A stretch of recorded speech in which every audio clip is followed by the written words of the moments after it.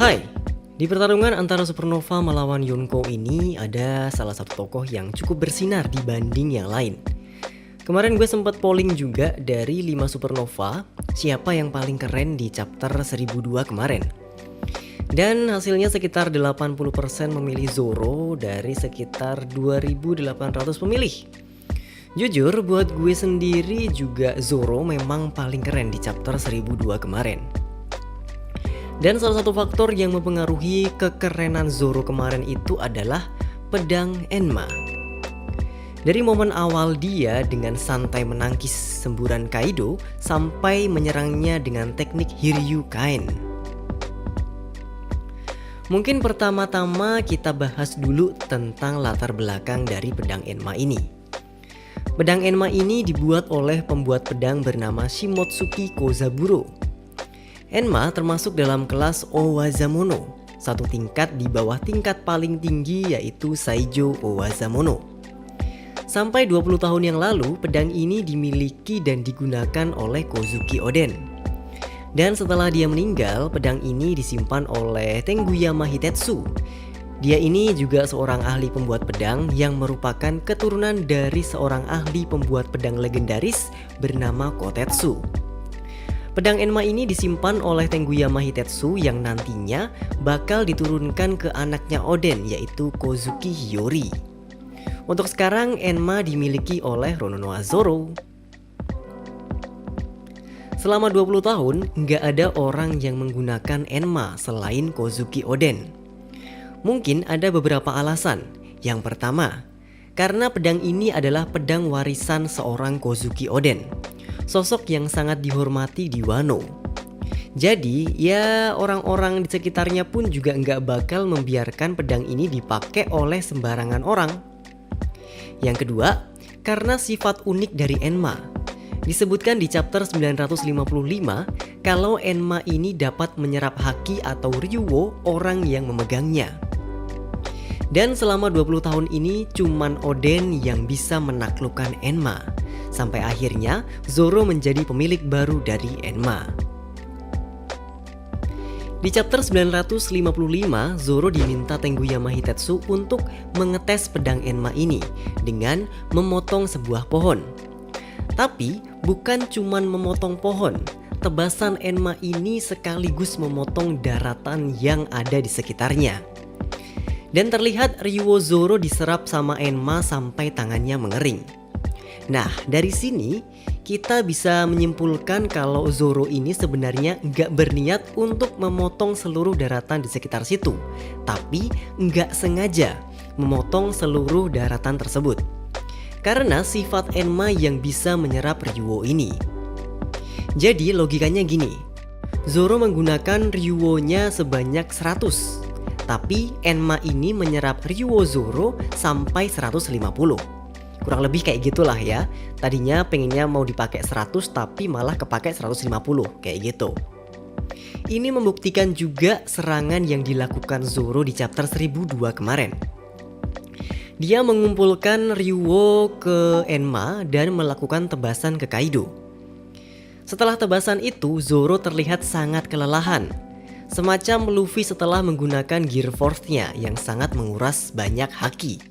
Di situ pun Zoro juga bilang kalau serangan dia meleset. Akan lebih masuk akal kalau serangan Zoro ini memang meleset, bukan dihindari oleh Kaido. Alasannya, satu itu tadi, sifat Enma yang bisa menyerap ryuwo dan sampai sekarang Zoro masih belum bisa mengontrol Enma dengan sempurna. Kedua, Zoro mengatakan seranganku meleset, bukan dia menghindar. Jelas dua kata yang berbeda kan? Ketiga, kalau Kaido benar-benar menghindari serangan ini, pasti bakal ada panel yang menunjukkan Kaido menghindari serangan Zoro ini. Tapi di chapter 1002 kemarin nggak ada sama sekali. Kita juga nggak bisa lepas dari fakta kalau serangan Zoro ini mampu memotong tanduk tengkorak besar Onigashima. Jangan lupa juga ya, jarak dari tengah kepala tengkorak ini sampai ke tanduknya itu berapa meter coba? Sekarang coba kita lihat perbandingan besarnya tengkorak Onigashima ini. Itu kecil di bawah itu adalah kapal Thousand Sunny. itu kelihatan kecil banget dibandingkan sama tengkorak Onigashima ini. Kemungkinan lebar dari tengkorak Onigashima ini mencapai ratusan meter lebih. Nah, jadi tebasan Zoro dari tengah sampai ke tanduknya itu berapa meter coba? Jauh banget kan? Ya, latihan 2 tahun sama Mihawk jelas nggak sia-sia ya.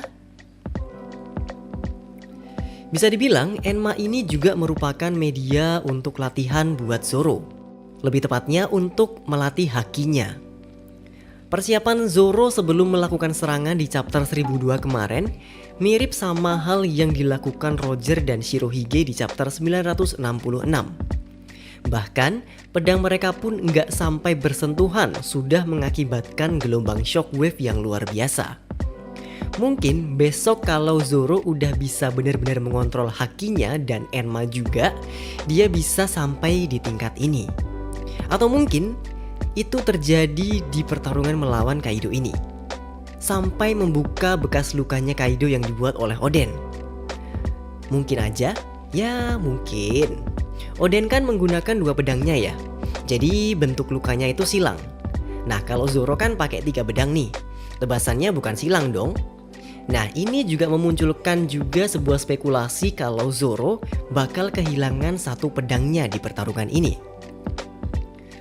Mungkin aja sih ya, kita tahu kan kalau kulitnya Kaido itu sangat keras dan serangan-serangannya juga memiliki daya hancur yang sangat kuat.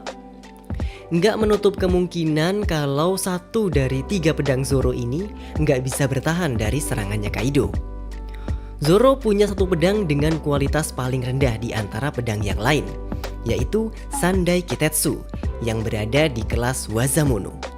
Ketika pedang ini rusak, udah ada penggantinya juga kok di Wano. Sama-sama pedang terkutuk Kitetsu juga, yaitu Nidai Kitetsu. Kalau iya, jadinya kan pas Zoro punya 3 pedang dengan kelas Wazamono semua. Ya namanya juga spekulasi ya, bisa iya, bisa enggak, jadi santai aja. Ketika Zoro hendak menyerang Kaido dengan Enma, terlihat Big Mom cukup panik dengan meminta Kaido untuk menghindari serangan itu dan mengatakan kalau pedang yang dipakai Zoro itu bukan pedang biasa. Di sini, gimana Big Mom bisa merasakan ada hal yang nggak biasa dari Enma? Di video gue yang nge-review chapter 1002 kemarin, ada yang bilang kalau Big Mom bisa merasakan keanehan ini karena buah iblis Big Mom yang berhubungan dengan jiwa. Ini juga cukup masuk akal. Kenapa? Di chapter 953, Kawamatsu bilang, ketika temanmu gugur dalam pertempuran, ambil pedangnya dan lanjutkan perjuangannya. Jiwa yang berada dalam katana itu membuat seorang samurai menjadi lebih kuat dan dapat mengalahkan lawannya.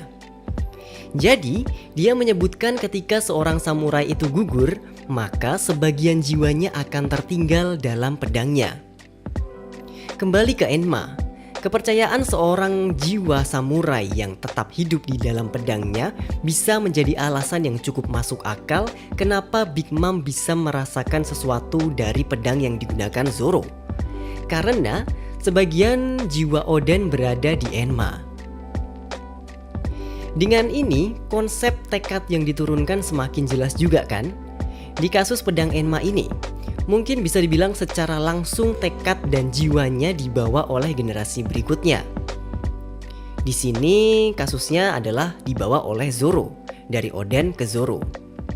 Di sisi lain, Zoro juga punya Wado Ichimonji yang sebelumnya dimiliki oleh Kuina. Kalau memegang konsep ini berarti sebagian jiwa Kuina juga ada di pedang ini yang selalu dibawa Zoro. Mereka berdua dulu bermimpi untuk menjadi pendekar pedang terkuat.